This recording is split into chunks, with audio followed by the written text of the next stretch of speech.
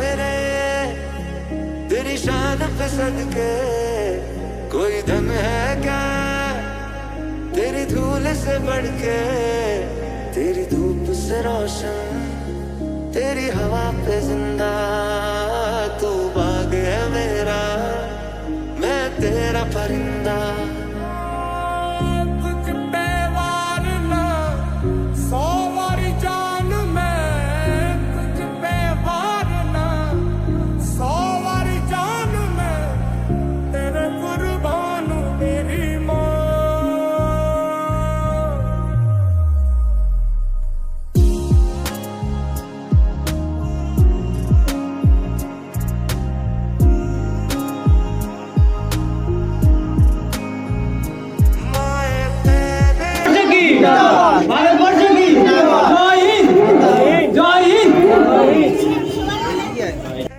আজকের দিনে আমরা বললাম, কিন্তু 1947 সালে ইংরেজদের সাথে লড়াই করে আমাদের বিদ্রোহ করে আমাদের সৈনিকরা তারা দেশের পতাকা উত্তোলন করেছিল। আমাদের দেশ ইংরেজরা দখল করে রেখেছিল, 200 বছর তারা শাসন করেছিল, শাসনের নামে শোষণ করেছিল। তাদের বিরুদ্ধে লড়াই করে রক্ত দিয়ে, জীবন দিয়ে, শ্রম দিয়ে কত নারী বিধবা হয়েছে, কত সন্তান পিতাহারা হয়েছে, কত মাতা পিতা সন্তানহারা হয়েছে, তারপরে আমরা এই দেশকে স্বাধীনভাবে পেয়েছি। সেদিনটা ছিল বড় দুঃখের, কষ্টের। তো সেই যুদ্ধ জয় করার পরে জয়ের উল্লাসে আমরা পতাকা উত্তোলন করেছি।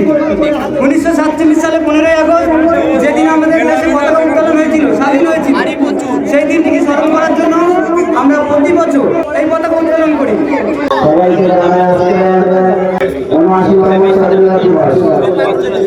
আজকে আমরা সবাই অবগত আছি যে ভারতবর্ষ এমন একটা দিন ছিল, এমন একটা সময় ছিল,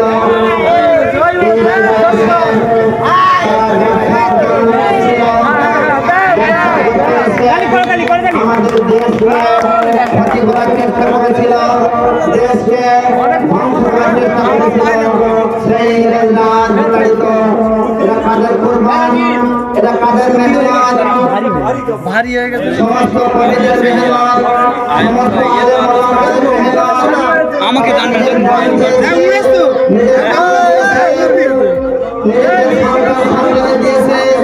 দিয়ে তারা দেশকে আজ আমাদের পৌঁছে দিয়েছে। একটা সস্তা বাসস্থানের দান। তো সেই দিন উদ্দেশ্য করে আমরা এই 15ই আগস্ট স্বাধীনতা দিবসের পতাকা উত্তোলন করে থাকি।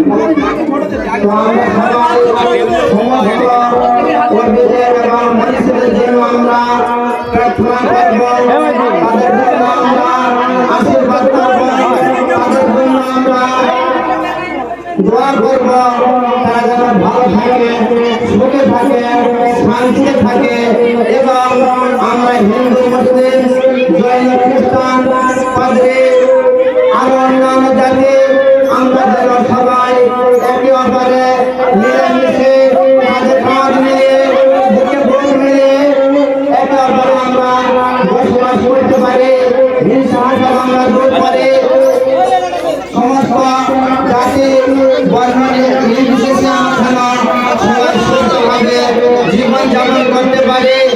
এই বলে আমি আমার ক্ষুদ্র বক্তব্য শেষ করলাম। ভারতবর্ষ জিন্দাবাদ, ভারতবর্ষ জিন্দাবাদ, ভারতবর্ষ জিন্দাবাদ। এই বলে আমি আমার বক্তব্য শেষ করলাম। জয় হিন্দ।